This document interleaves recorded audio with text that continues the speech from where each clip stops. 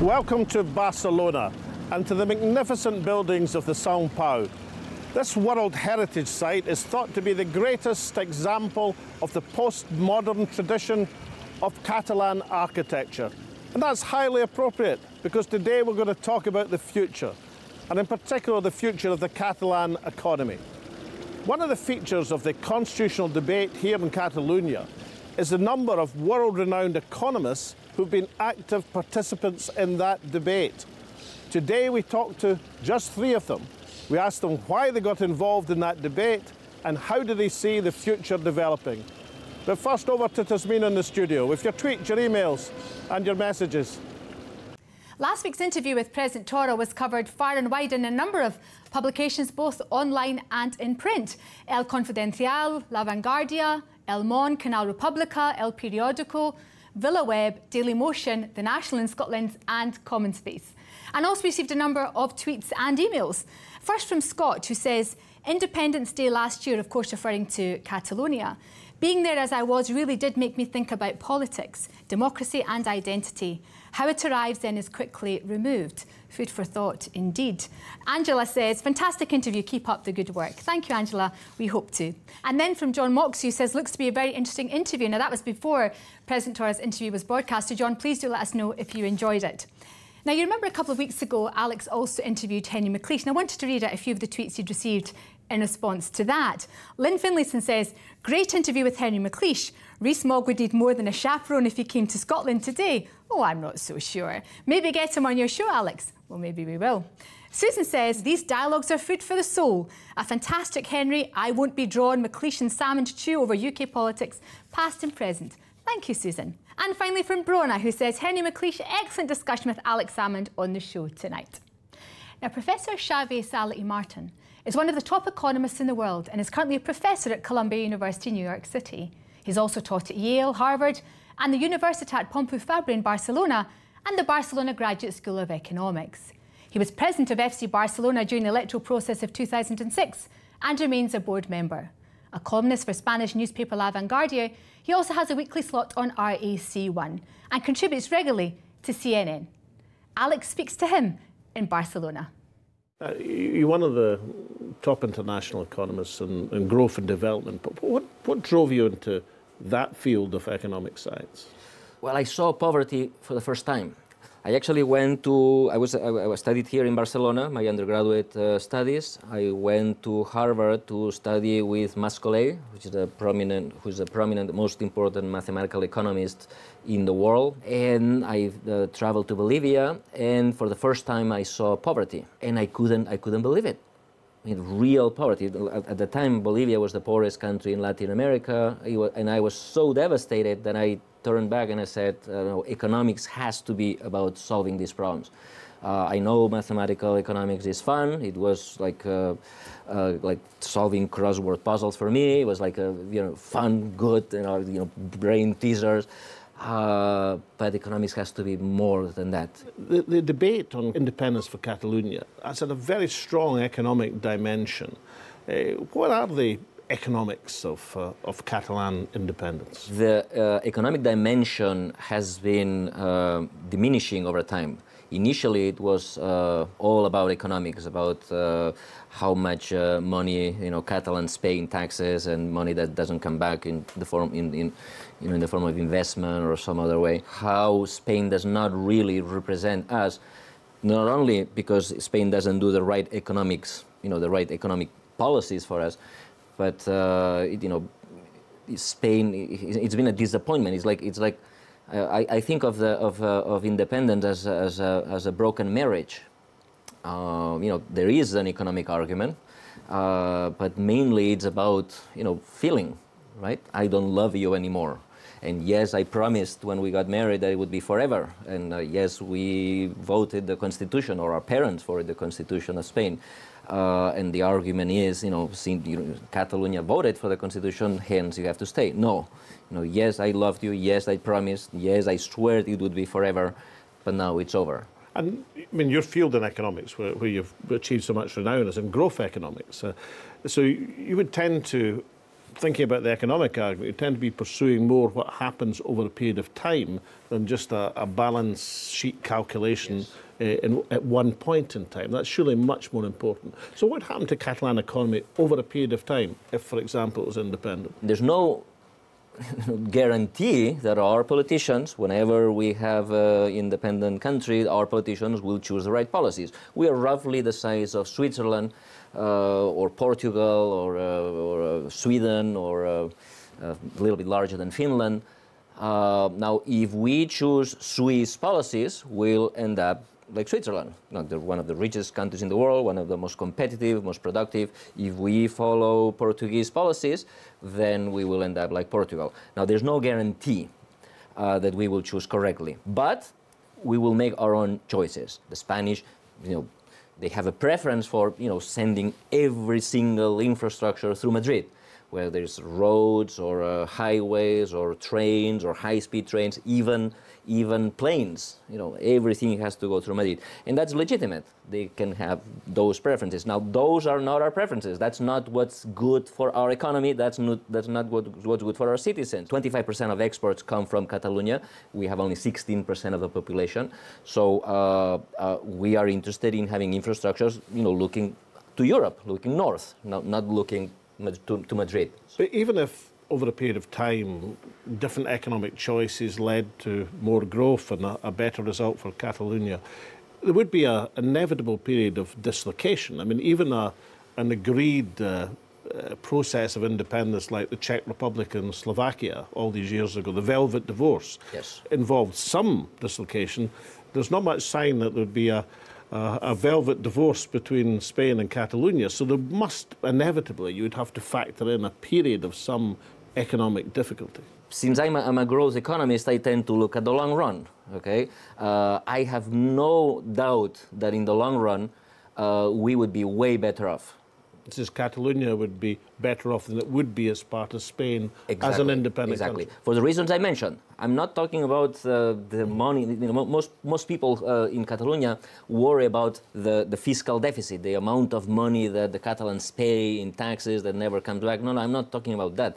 I'm talking about being able to choose the right policies, the right regulations, the right investments. Few people seriously would argue that an economy the size of Catalonia couldn't be a perfectly viable country. Indeed, many economists would argue it's the perfect size, the golden size between 5 and 15 million, a lot of evidence for that.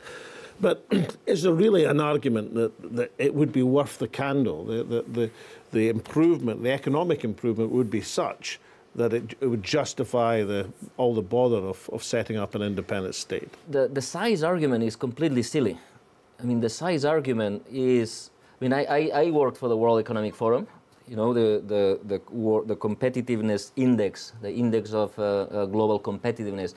You jointly devised Exactly. I'm the person who derived that index for the forum, okay? I still help them run this program. Nobody in the right mind can tell me that smaller countries perform worse than larger countries.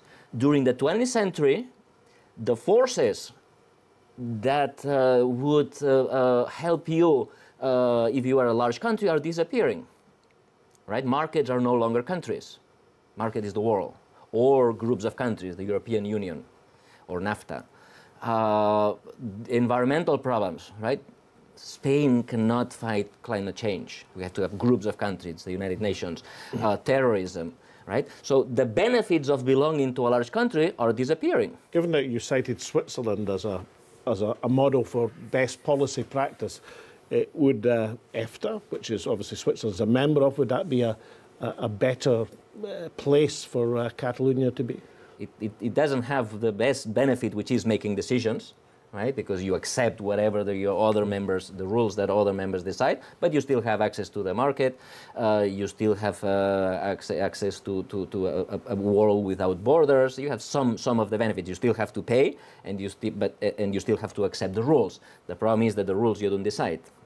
Now, can I ask about the role of academics in the constitutional debate in Catalonia?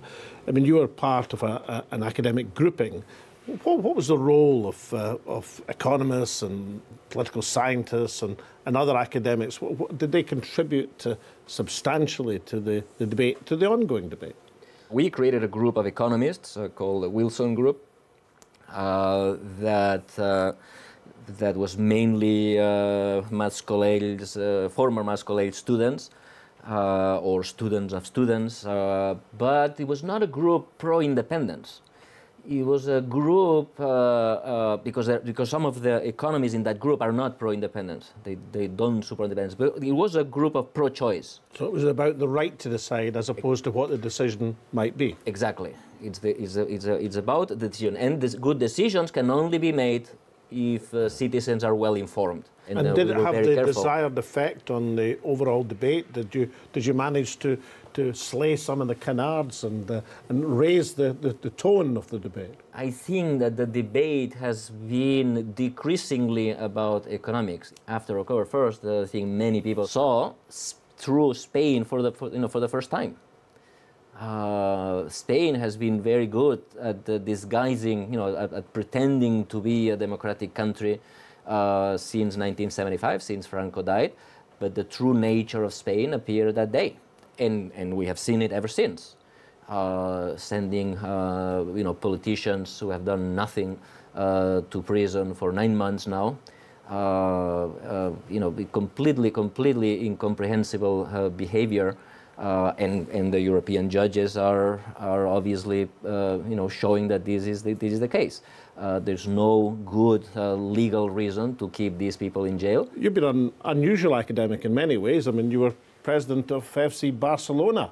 FC Barcelona was I was president by accident. FC Barcelona is like a little democracy. We have 180,000 members. We vote. We have political parties, and there are term limits. It's a great advert for democracy then, because it's highly successful. It's very successful, yeah. So what happened was that when the president tries to get re-elected, and he can only do that once. Now during the period of the electoral period, he has to quit. And then the treasurer becomes the president. So I was the accidental president for these 3 months. So an accidental football superbo, but one of the world's most prominent development economists. So I have to ask you one last question. How close are we, in your estimation, to a full-scale trade war, and how damaging could that be to world economic growth prospects? I don't know, because you're an economist, so.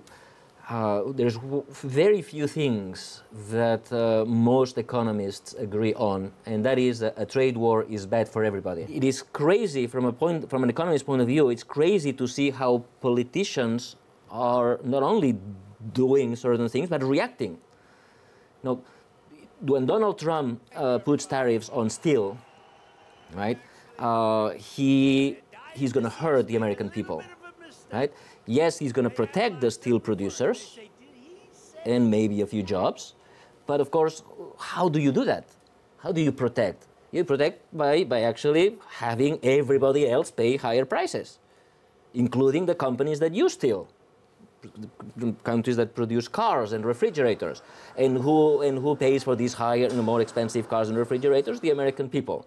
So essentially, he's taking money from the American people and giving it to these people that benefit.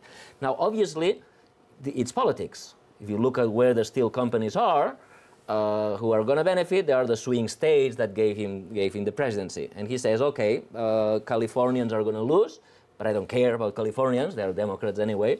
So it makes sense from his narrow political view to do that. Now, what's incomprehensible is that then Europeans do the same thing, right? We're gonna put a higher price on bourbon. Now, who's gonna pay this higher price? The European citizens. So you are shooting yourself in the foot. Oh, I'm gonna retaliate by shooting myself in the foot. No, this is stupid. This is stupid. You shouldn't do that. Even if the president of the United States is crazy, let him be crazy. But don't bring this craziness back to Europe. I don't know if I can do anything about the potential tariff on bourbon, but there's no suggestion there's going to be a tariff on Scotch as yet. And what you do with this quaich, which I'm delighted to present you with, is you put the Scotch, and only Scotch, in the quaich and pass it round your many friends. Thank you. Thank you so much for being an Alex Salmond Show. Thank you. Thank you. Coming up after the break, I interview two further stars of this vigorous economic and political debate here in Catalonia. Join us then. Welcome back to the glorious surroundings of St. Pau in Barcelona, where I'm first joined by Professor Jaume Ventura, another distinguished economist and director of the Master's Programme in Barcelona for International Finance, Trade and Development. Hey, Jaume, thank you for coming to the Alex Salmond Show. Thank you for inviting me. Now, I'm interested in why so many distinguished economists, such as yourself, contributed to the constitutional debate in Catalonia. At the very beginning of the independence movement, there was the first reaction of the Spanish state was to bombard Catalan people with the ideas that Catalan independence would not be feasible from an economic viewpoint. A lot of very false, outright lies, I would tell, were published in newspapers continuously. And many of us that were looking at this issue from a more narrow academic standpoint or a more concrete way of thinking, we started to talk to each other, so was it, interact. A community of Catalan, because I mean you spent most of your career in the United States, but a community of Catalan economists across the world from their various centres of research. Indeed, indeed. Many of the Catalans that we are writing about Catalan independence, that we made the first calculations, that we come up with the starting results, many of us were working abroad. It was a network of economists working in many places that we decided to say, how can it be that these lies are published in newspapers or people are starting to believe them? So we went and we decided to do some calculations, to write things. This group of economists were successful in raising the level of discourse in terms of the constitutional debate? I would modestly argue that the answer is a resounding yes, up to the point that 2 years later, let's say around 2014, even 2015, the economic debate stopped being a debate. Just let me give you like a simple example. A lot of people were arguing. I mean, for example, if you look at the newspapers in 2012, 2013, 2014, suddenly there would be all these big statements. In independent Catalonia, Catalonia would not be able to pay their pensions. Okay, that's a statement. And then you say, because the state does have all the pensions, and Catalonia would lose it. Now think about yourself. You're thinking, suddenly, imagine that I lose all my money in the bank. If I become independent, all the money that I have been saving over time in order to pay for my retirement, suddenly I'm going to lose it all. Obviously, you tell that to people, and people will become worried about. But this is a lie. Because pensions are not paid by funds that were collected in the past and now are put into investments and so on. The pensions that are being paid today are based on the taxes that are being collected today. So the pensions that my parents receive basically are based on the taxes of my salaries. If Catalonia becomes independent, the workers will remain in Catalonia and they will pay the taxes. And in fact, we made a very simple calculation. We decided to say, for each Catalan that is contributing, how much would the pensions be in separate systems?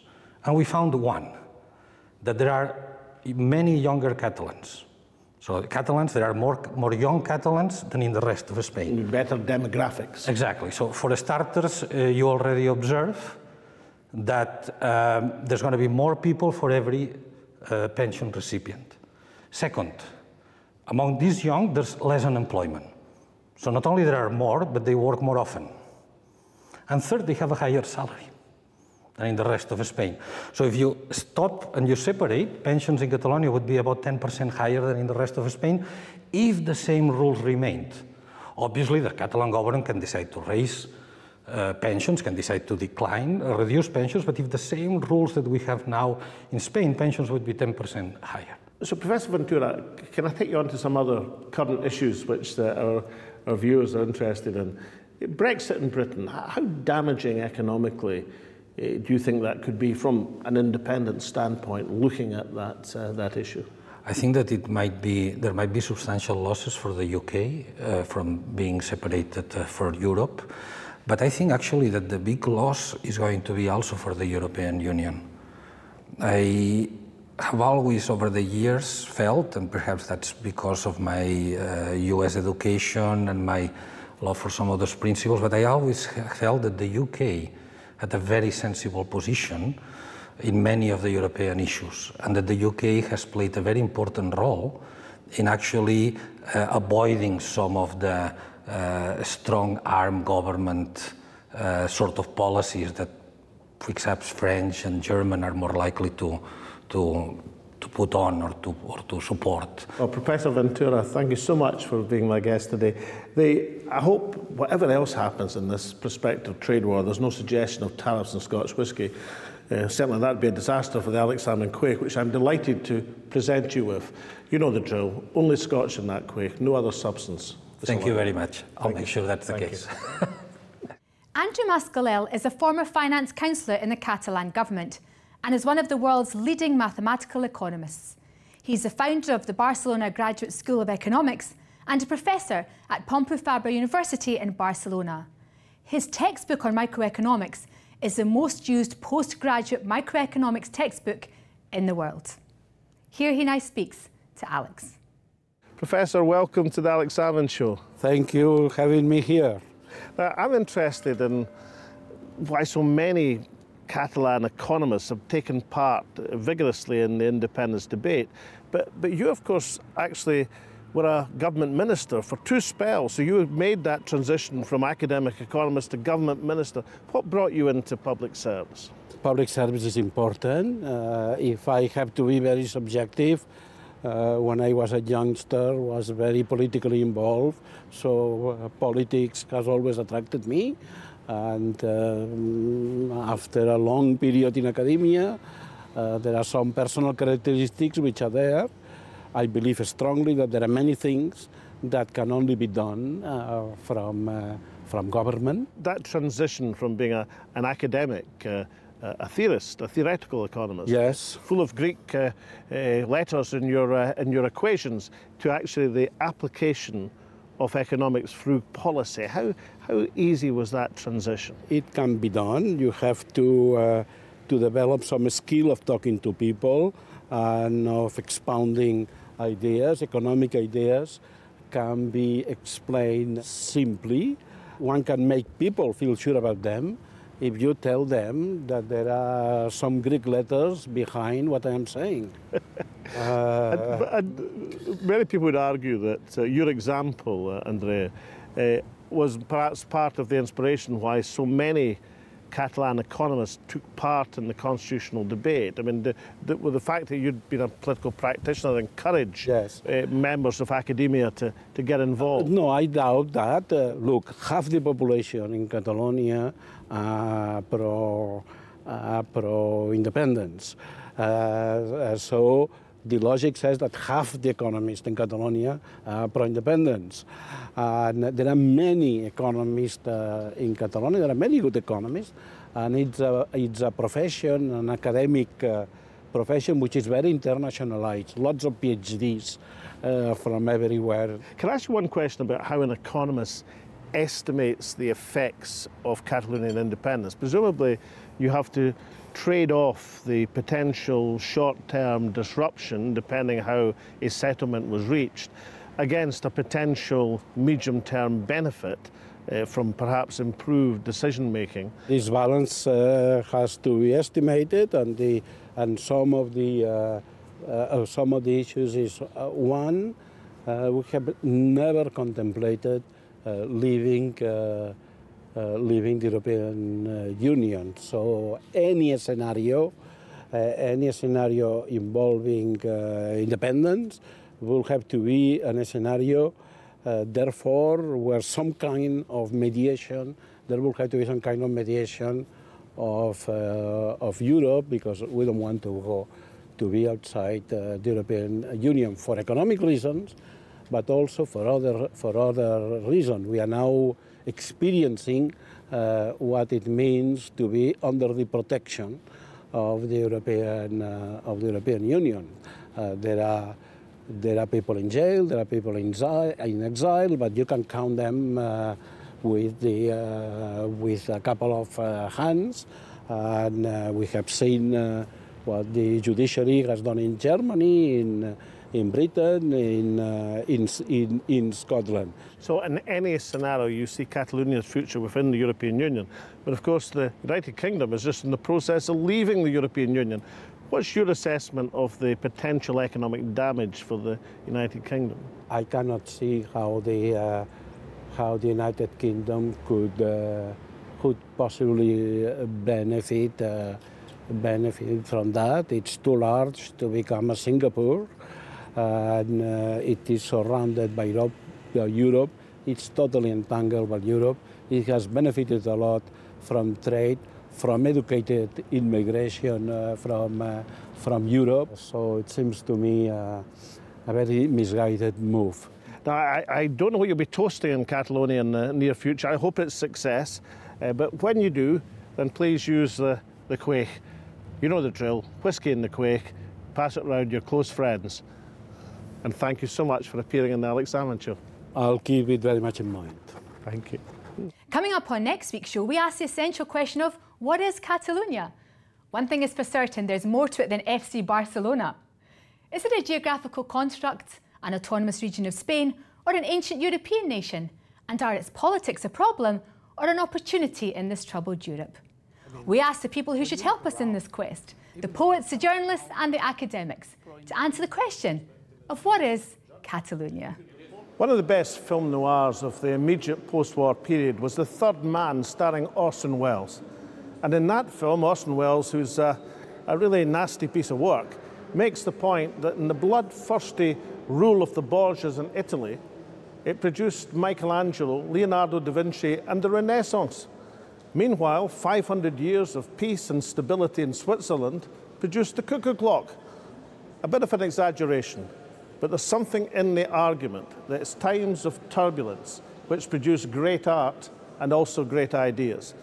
And I suspect that the world-renowned economists that we've spoken to today only got involved in the Catalonian political process because of the interesting times that Catalonia was going through. One thing's for certain, the economics as practiced in Catalonia is not the dismal science, but the science of hope and anticipation of better times to come. So from Tasmina and me and the whole crew at the Alex Salmond Show, it's goodbye for now.